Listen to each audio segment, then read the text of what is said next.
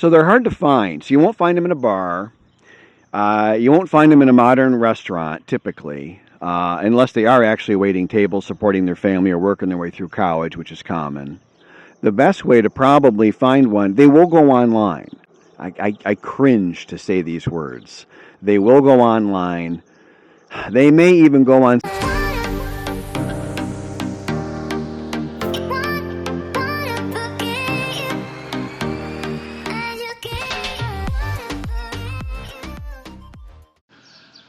Okay, so what I'd like to talk about today is what is a good traditional Thai Isan woman. I mention them almost in every single video now. Who the heck am I talking about? So it's kind of it might be the most controversial from a foreigner's perspective. This is an important point.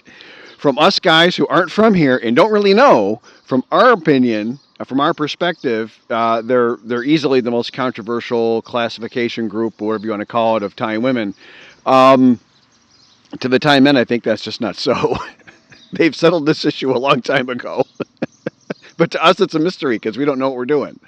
This all started with, I'm not even going to name it. I don't want to give any false information any real credit. But there was a famous story published a decade or so ago, maybe longer. I don't really know. I don't really care, about traditional Thai Isan women. And it was good and bad. It was equally filled with fact and falsehood, but it did start an interesting conversation. Whoever wrote it clearly made an attempt to do the best they could, and it's not an unreasonable work. I'm not do-tooking anybody. I'm not even naming the name. I remember the name of the article. I'm not going to quote it. So it is what it is. But started a good conversation. I obviously read it, and then it had an effect on my journey here. Equally good and bad. But so keep in mind, so let's start with just the super basics. So I guess there's 5 official languages in total, and really, as far as I can tell, I think there's just 4 cultures. I could ask Fawn and get a final answer, but I don't think it's that important to this subject today. This starts with the exact same thing from back home, and I think that's the best place for you to start in your journey of understanding who the Thai people are, because if you're going to date and marry one, you might want to know who the heck you're dealing with. And think of it back, I'm an American, so I'm going to go to an American perspective, and I'm sure if you're German or British, English, Australian, I have a lot of viewers in those groups, you're going to draw the same conclusion. So just follow along with me, okay? So we have our more older population of more traditional people. Those older, more traditional, culturally traditional people in the U.S. tend to be more honorable, more honest, less conniving, less willing to sell their ethics for an extra buck. You get some of the more modern people, you just get... There was a big story on this 20 years ago on how the U.S. senior citizens were getting preyed upon by telemarketers because those people tend to believe what they hear because their generation, when people said something, it meant something.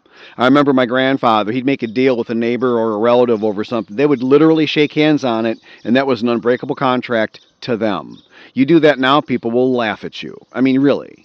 And it's the same thing here. You have a more traditional culture here in the village. I'm in a very traditional area, and Fawn's family are very traditional and good people. And when her parents make a commitment to me, I never have. Now, I've known them for years. I know I don't have to question that. If I get any kind of commitment, they volunteer any kind of a promise, or we're going to do something, an agreement on something, it's honored. It's absolutely honored. Now, people are people, and we're all busy and we forget stuff. But if I go back and I go, hey, remember we had that agreement about not sending the kids over before 5:30 in the morning. That was my rule. Quickly, it's reinstated. And it's just, and if it was forgotten a little bit, that's just human nature. That's just, they got other stuff to worry about. They got 15 rice farms they manage. They're not sitting around thinking about Rob all day. And I get that. So, there's a controversy with the women from the Isan region because people in the Thai South area where all the sex districts are, there should be your first clue, say, oh, a lot of Isan women work there.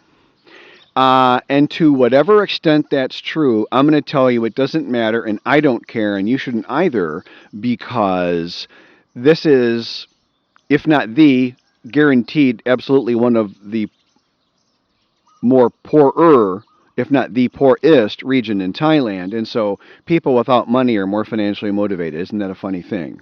So they might end up, and a lot of people that work in the sex business, as I've outlined in other videos, you can look at my Scams and Scammers playlist and kind of inform yourself through that. A lot of people are forced or tricked into it. There are those that overtly choose. That's more of the Dong Cho people. That's in other videos. I'll put the word on the screen, but it's in my other videos on Scams and Scammers. I might even have a video on that. To me, I think a good traditional Thai Isan woman makes a great fit because they have this deep cultural caring. And in Thailand, in every one of the Thai subcultures, everyone that I've ever met, saving face is of either a fair degree or an extremely high degree of importance to them. Nobody here says, gee, I want to be humiliated publicly. Isn't that weird? But yeah, nobody likes that here. And saving face, and I'm joking, but in all seriousness, saving face is really important.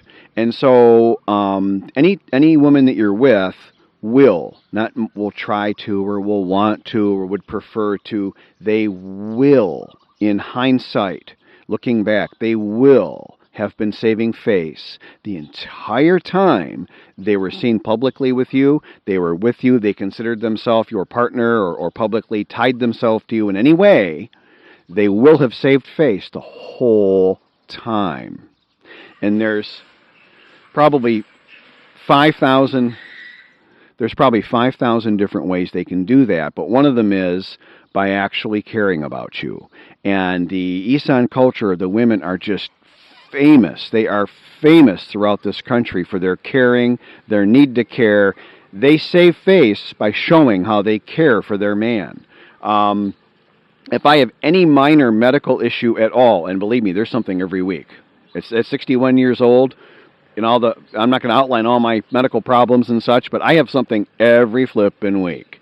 And Fawn, it's almost like she's happy for the opportunity. She's excited, in a way, because now she has this opportunity to really show how she cares for me, and she's way overdoes it. She way overdoes it. And this is what we call not a problem. This is a nice thing. So these women make fantastic partners.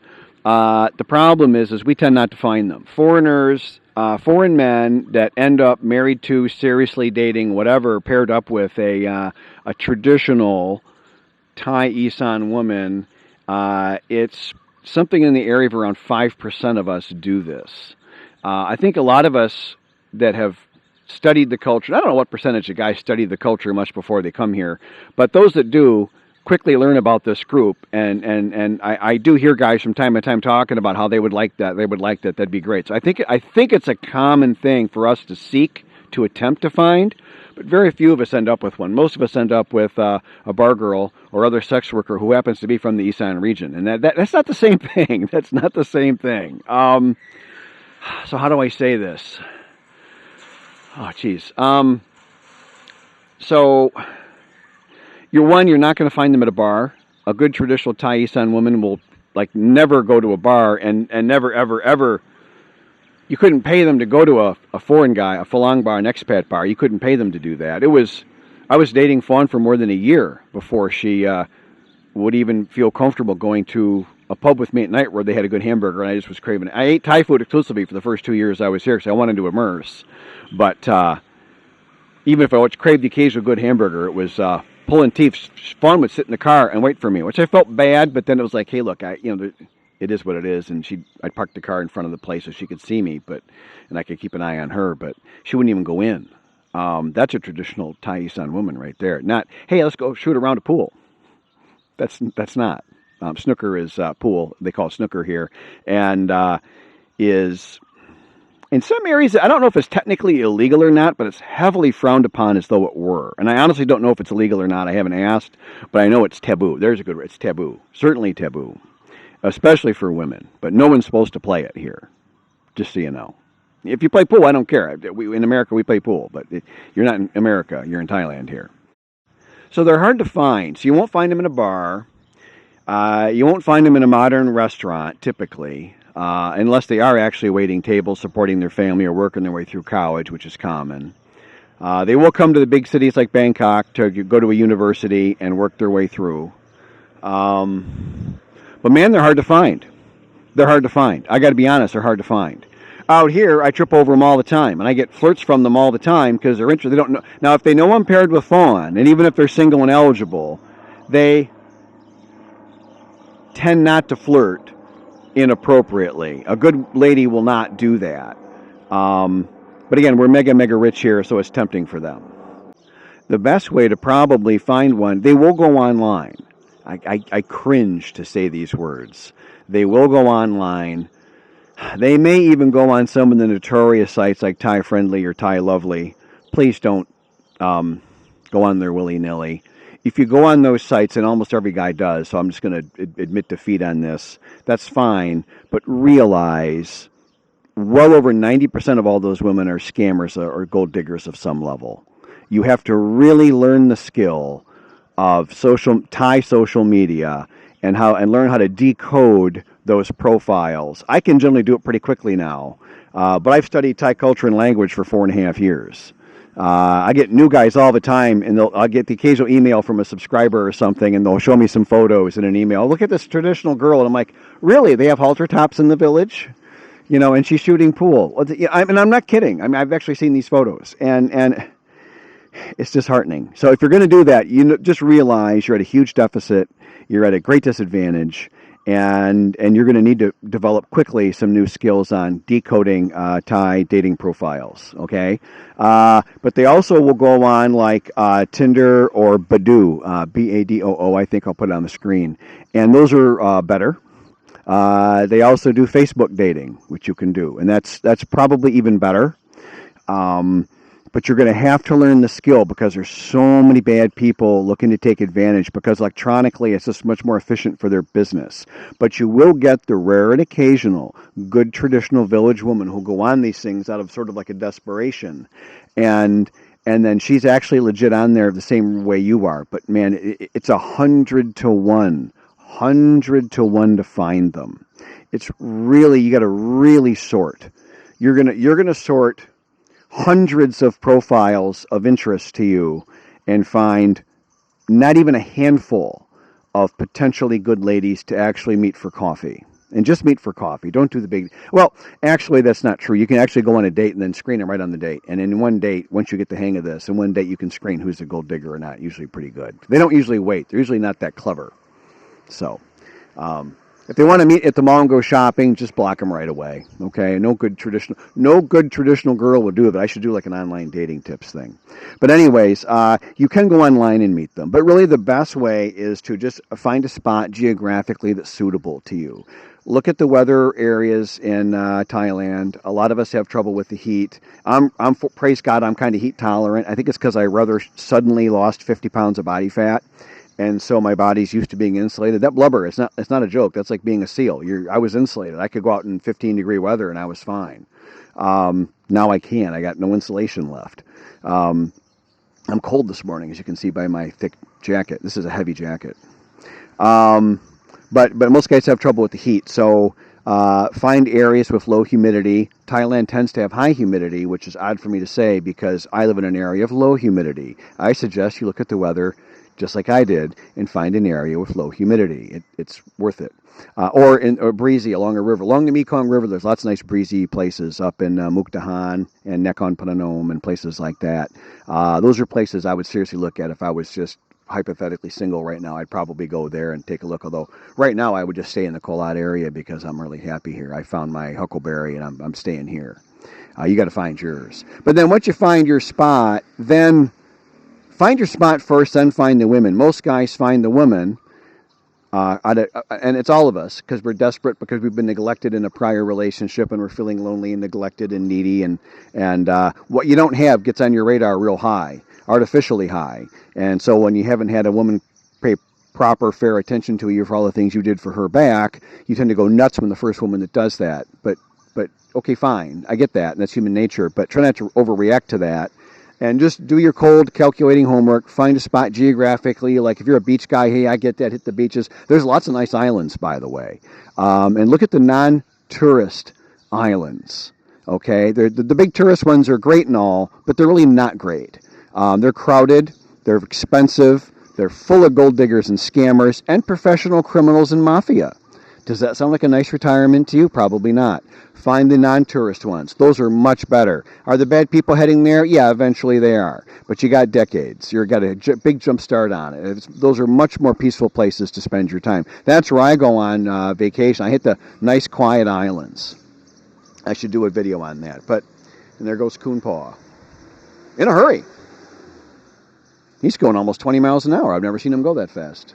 Like literally 20 miles an hour. I've never seen that. He's in a hurry. But settle on a nice quiet place like that. Also, as you settle away from the tourist areas, your dating pay grade goes way up.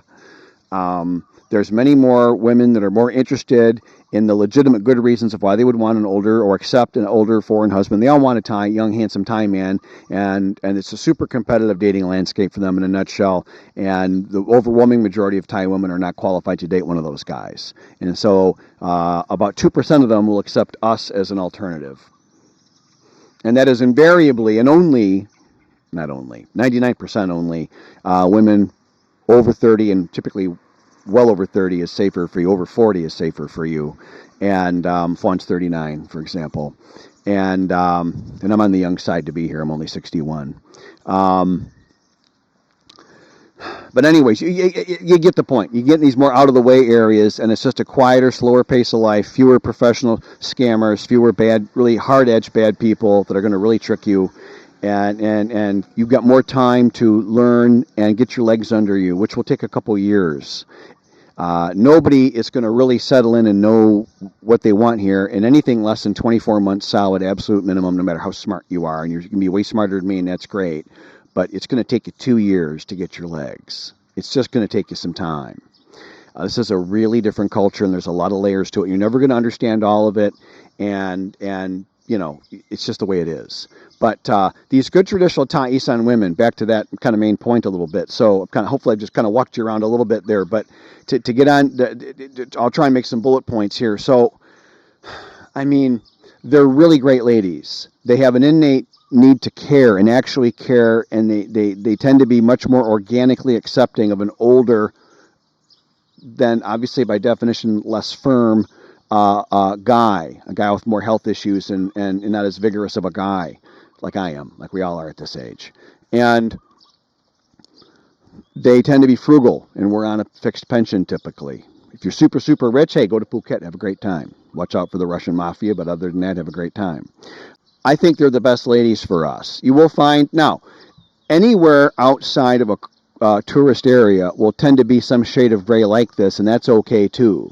So, you know, if you go any of the big tourist towns and then just go an hour or two outside of that, you're far enough away where your traditional Thais don't travel a whole lot, because that takes real resources. Most people in America have to go to work every day.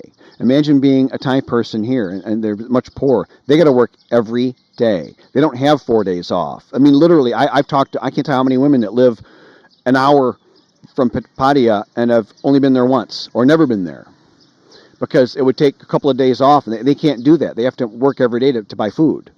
So if you just go outside these tourist areas a couple of hours, you're away from all these more jet set sort of kind of people, to say, and you can get these more traditional, older culture with people with real values and caring versus people that just want to use you as a get-rich-quick scheme.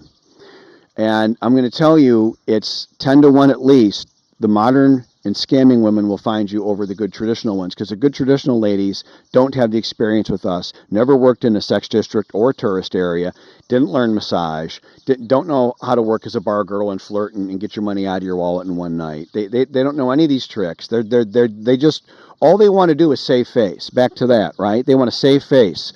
And to them, that's showing how they care for their man. They do want to provide for their mom and dad, and that's a big slippery slope. But a good traditional Thai Isan woman will never actually ask for any money. There's a giveaway.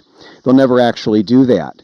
And you'll know them for a year or two before it begins to dawn on you, and you'll have to ask your own investigative questions as to what they're doing and how they're supporting their parents, and then you can make a decision. And I've told many people before, I chip in the same as Fawn and her sister chip in, which is a tiny amount of money. It's around $100 US every month, and that's it. And it isn't even that much. And boy, does that go. And here's another one. And when you do a little tiny bit, it goes a really long way. And now, I don't have to be selfish about this, so I can share in other ways too. You know, there's other people that have problems and things, and I can solve little problems for $60 here, $30 there. It goes a long way with good traditional Isan people of the old culture. And a modern lady, that's nothing. They'll laugh at you. They'll want a $150 sweater on the first date. That's just a different form of prostitution, in my opinion. That's not absolutely a good traditional Thai Isan woman. Doesn't do any of that kind of stuff, and they take great offense at the women that do that, and they have a total lack of understanding. The good traditional cultural Thai people overall are mystified at our behavior. How we come here, we're so rich, we have some level of social desirability, as I've been laying out, and yet we tend to marry the bottom class of women who are dishonest. And who are the bottom class, and of the bottom class, those who are dishonest.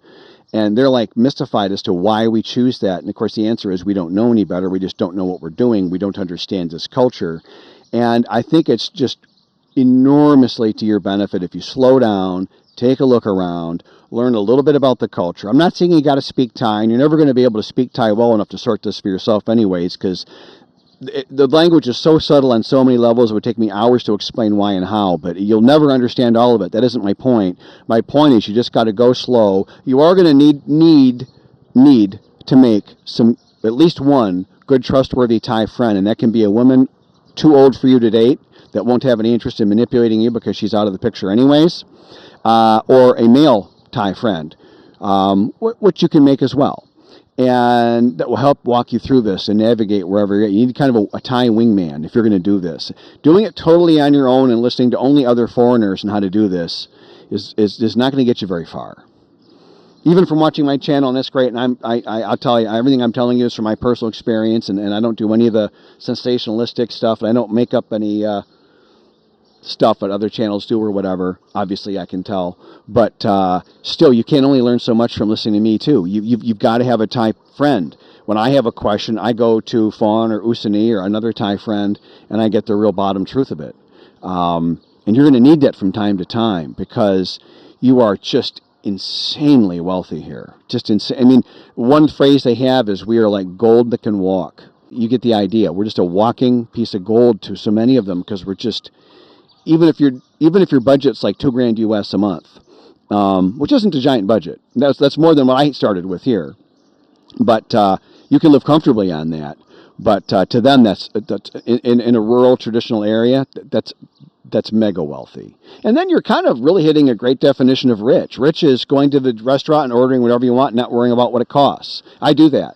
Every restaurant I go to, I go, hey, what do I want today? Oh, I want this. Oh, I want that. Okay, that's what I want. I'll get the order. I'm ordering the insanely ridiculous steak at the top restaurant in Bangkok tonight. And now that will actually be kind of expensive, but that's, 3 flipping times a year, The same as when I go back home with my boy and we do death by steak and bourbon, 3 nights a week, which is what we do when I'm home. It doesn't matter because it's so little. But generally I go to a restaurant here and it's $15 for me and Fawn, and I've whooped it up and I've had a big dinner, most expensive thing on the menu because I was craving lasagna or whatever. And it's a great definition of rich. And it's much better being the big duck in the little pond, I'm going to tell you. My grandmother always said that. My grandma Leona, she was a very wise woman, famously intelligent throughout the whole family. We would tell stories about Leona and how she was extremely intelligent. And she always was saying about that be the big duck in a little pond. And then that's what I've done out here, and that advice has been very, very well received by me here. It's been very fruitful. And I suggest you check it out.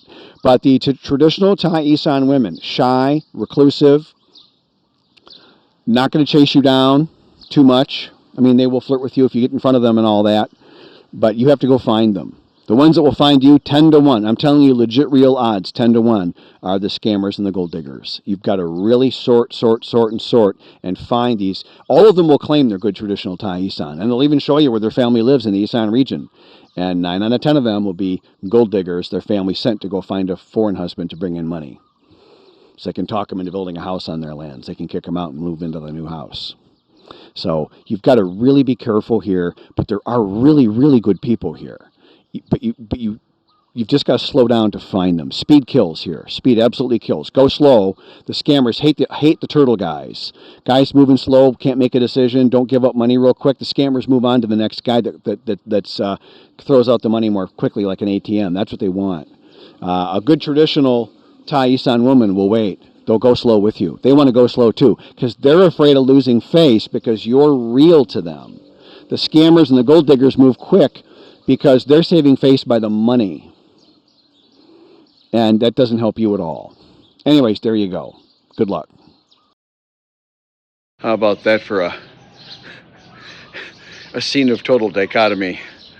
But typical Wednesday, retired, a little more slice of life stuff. Some of my viewers like this. My intent is to show what it realistically is like here if you're interested in retiring in Thailand. Wednesday morning, still chilly as you can tell by the jacket. And hang on, traffic consisting of an attractive young lady riding a motorcycle.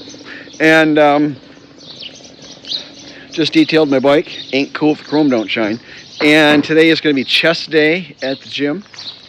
And then the Monkey Bar has a new steak sandwich, which I feel obligated to go check out. Actually, the owner over there, Stuart, very nice guy.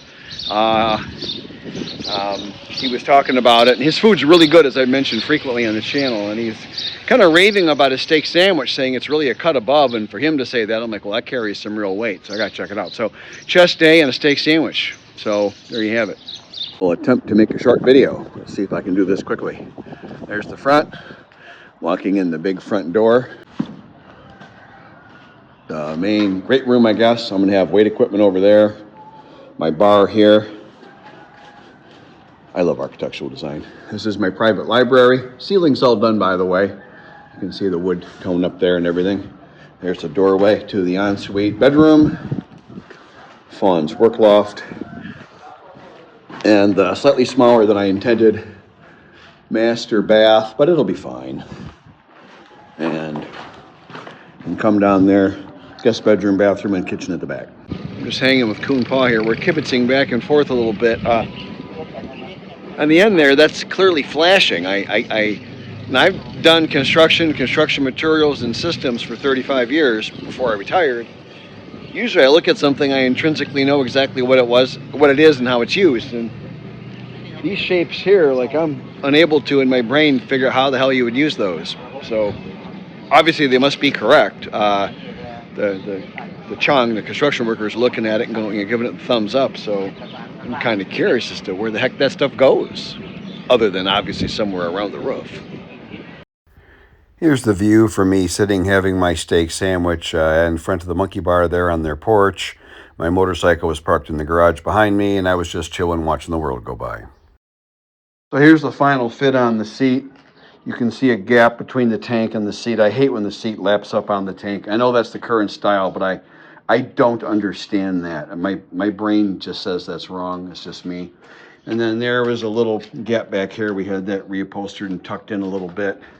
And then the front edge of the seat's a little thicker and fuller. That just looks really nice. I can see the frame everywhere.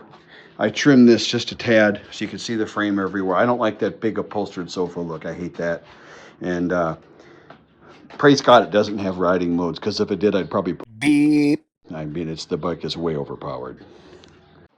Thank you for watching my YouTube video. If you've watched this far, please consider hitting like and subscribe.